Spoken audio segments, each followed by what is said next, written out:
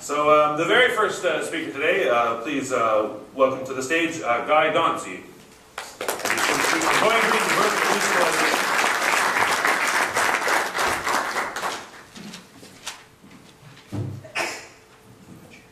Thanks, good morning everyone. If you cast your mind back to the late 1300s, some of you grey-haired were around then, there was a great belief that, late 1400s I should be saying, that the civilization was going to come to an end. During those years there'd been, a third of the population had died of plague.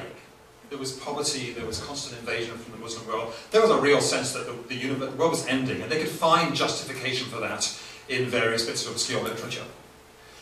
What actually happened was that the old world did die, because the Renaissance arrived and restored the glory of ancient Greece and Rome, of free rational thought, of scientific inquiry, of art, of beauty, of belief in humanity, and it put the dogmas of the Catholic Church, into a box that they never really come out of since.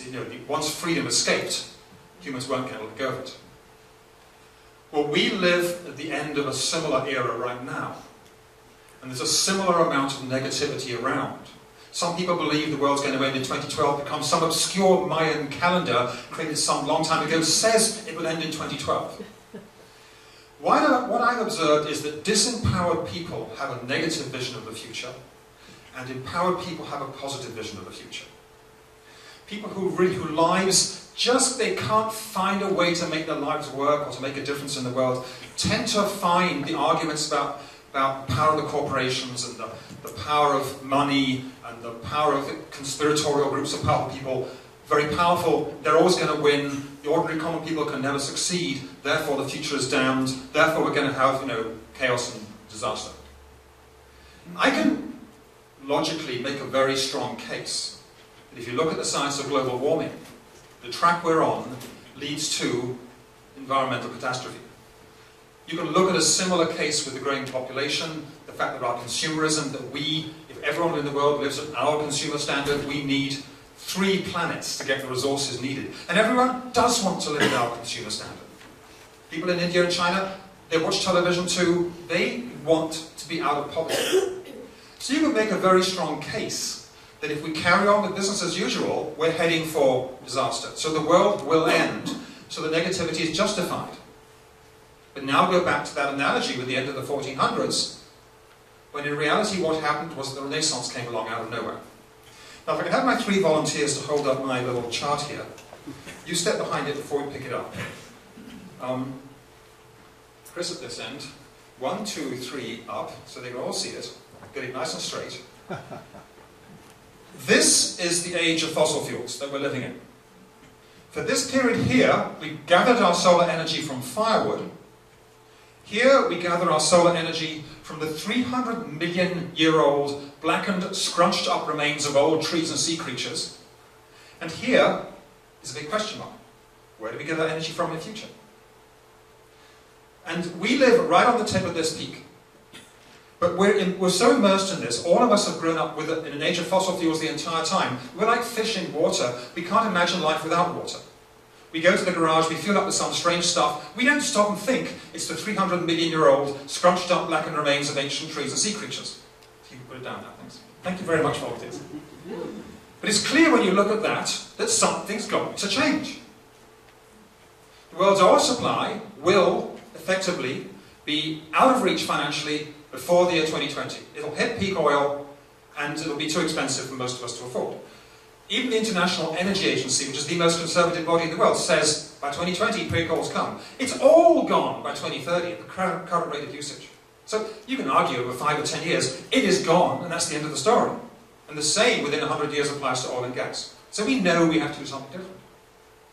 So when you want to plan your future, you turn to the people who are empowered, who have a positive vision to see where are we going. If I take the climate change analogy for a minute, the way we're tackling climate change is this word mitigation. Mitigation means to make less worse. It sends the message that everything in the world is fine, but if we can just make climate change less worse and do some emissions reduction, everything will be normal. That is not the case at all. We're talking about a transformation of our whole culture into a future here, once we start using green renewable energy, which is solar, wind, wave energy, tidal energy, bioenergy, water energy, geothermal energy. There is enough such energy to meet the world's needs 5,000 times over. Whether you get it from the deserts of northern Africa, or from offshore wind, or from geothermal, there's ample green energy for all our needs, all our transport, all our heating, all our electricity. When you eliminate fossil fuels from farming and move all farming to organic methods, and you do the analysis that's being done, there is enough productivity in organic farming to feed the whole world, while eliminating the damage from pesticides and fertilizers and soil erosion and all that stuff that goes on. When you look at the world's forest management, the World Wildlife Fund did an analysis that showed that if you managed all the world's forests by the Forest Stewardship Certification standards, all of our needs for timber and paper and pulp could come from 20% of the world's forests, and 80% can be left for pure wildlife habitat in their natural form. And green chemistry is showing that we can evolve our whole method of chemistry to using chemistry that mimics the way nature works, instead of using, high-power energy to crack chlorine and crack nasty atoms and produce lots of toxins to get the chemicals we get. Our whole future civilization not only will be green, it has to be green. We don't have a natural alternative, a scientifically available alternative, because the economy is a subset of the environment. You can't take the environment away and still have an economy. And that's what we're doing at the moment. We're taking the environment away, cutting it all down, winding it all up, and then there's no economy left.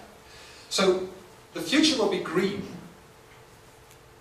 We are talking about a new civilization, and we need to hold this really clearly in mind, where the thought that we can live in harmony with nature, it's the key idea, we can live in harmony with nature, can be the foundation of a whole future civilization, a whole future economy in which we can flourish and be happy and have fulfillment while living in harmony with nature. No longer having to use grabbing nature because we've grown up on a mindset of scarcity. There's always been scarcity in the past. Warfare, 90% of warfare these days is about scarce energy. You take away scarce energy, because with renewables, it's all on your own land. You don't have to invade Iraq or Afghanistan to get it. You have abundance. If we stopped eating so much meat, we can have an abundance of food. Only about 20% of the land is used to grow non-meat products. The rest of it's for the meat eaters. There's no shortage of that. And if you eat less meat, you live longer, have less cancer, and generally healthier. I've been vegetarian for 42 years, and I can run 10k every weekend. Living example of healthy vegetarian diet. So when we tune into this possibility of a future, and whether you look at the neighborhood level, or the whole citywide level, or the way we do fishing in the world's oceans, or the way we do farming, it all works. There's a model there for a green civilization that makes complete sense, and also makes economic sense. When you look at the company, if you want to invest in renewable energy or green companies, they are making just as good financial returns while being completely green, or while moving in the green direction. The company Interface is planning to be 100% green by a set of very clear criteria, the carpet company, by the year 2020. In terms of zero waste emissions, zero toxins, 100% recycled, 100% renewable energy, etc., etc. They've got that. Every company could do that. Every company will do that. But unless we get engaged, the Renaissance didn't happen itself. It took the Medicis and the Botticellis and the Leonardos and the Michelangelos to make it happen. And there is so much potential for individual people to take their ideas and say, I'm going to make this happen and make it part of a new civilization that's wealthier inwardly. It doesn't need to be wealthier financially. More financial wealth does not bring more happiness once you pass 20,000 a year. But that is such a powerful idea that the world is lacking, because we need to get this negativity out of the room entirely and be entirely positive about where we're going for our future. That's my idea. Thank you very much.